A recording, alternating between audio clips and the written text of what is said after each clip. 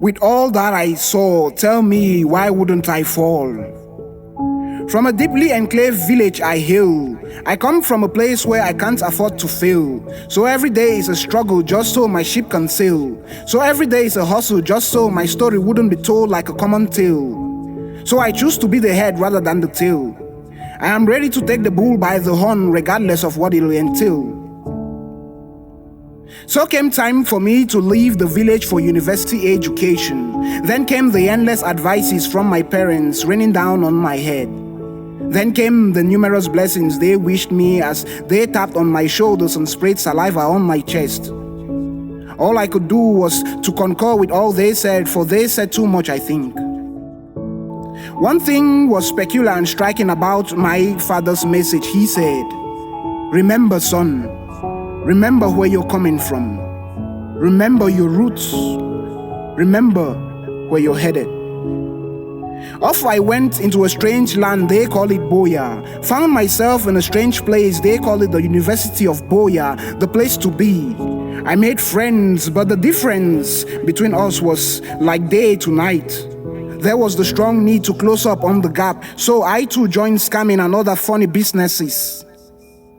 2 years I bought a car. Business was booming like crazy. Got high on expensive weed and expensive whiskey. I'm talking Hennessy. Numerous bitches at my disposal to have fun with. Damn, I was living life la vida loca. Someone told me when you fast forward any aspect of your life, every other aspect ahead moves backward in the same manner. So came my judgment day, and I went to prison, serving a jail term of 3 years. I was abandoned by those I called friends, left to lament and regret. 3 years passed anyways within the twinkle of an eye, and I was on my way out. But before I stepped out, I heard echoes. Remember, son. Remember where you're coming from. Remember your roots. Remember where you're headed. This was me being reborn. I lost everything and cut off from the toxic one. So these days I no longer visit fancy restaurants. I eat achombo for breakfast and mami enangas kwakoko for supper. Also I trong no be mop.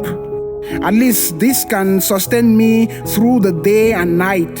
These days, I no longer go out with friends. I come up with flimsy excuses like, sorry, I have an urgent call, or I wasn't feeling too well, or I have a program at that time. Because I just don't feel comfortable being a full-time consumer each time we go out. I can't even pay my own plate most of the times. These days, I trek long distances, avoiding to spend on transportation. When asked where I'm headed, I'll lie saying, I want to see a friend just up here. Meanwhile, I'm going quite a distance. These days, I go offline for days and pretend like I just wanted to get a cool head. Meanwhile, I can't fuel my phone. So some days, I really need someone to gift me 100 francs of internet so I too can catch some fun online. These days, I no longer ask girls out on dinners because I can't afford. If I have one who will just go on a stroll with me to the monument or the beach, that will do. But these girls these days are not cut out for all that. They want to be taken to classic looking places with expensive food so they can do their snaps and post them, then just play over the food. I mean, my hard-earned money. Well, I can afford 2 tickets per month for Griot Night at IA, but that still is not good enough for them. I guess I'll just have to forget about that chapter. These days, I work in building construction sites. Oh no, I'm no bricklayer. I work as a laborer. The engineer never pays us in full, but then we can make do with what we get. These days, I hawk about anything I can lay my hands on. Trust me, the Bambe work no easy. These days, I go to bed late and rise early because of the numerous things I have to do. A nigga's got to survive.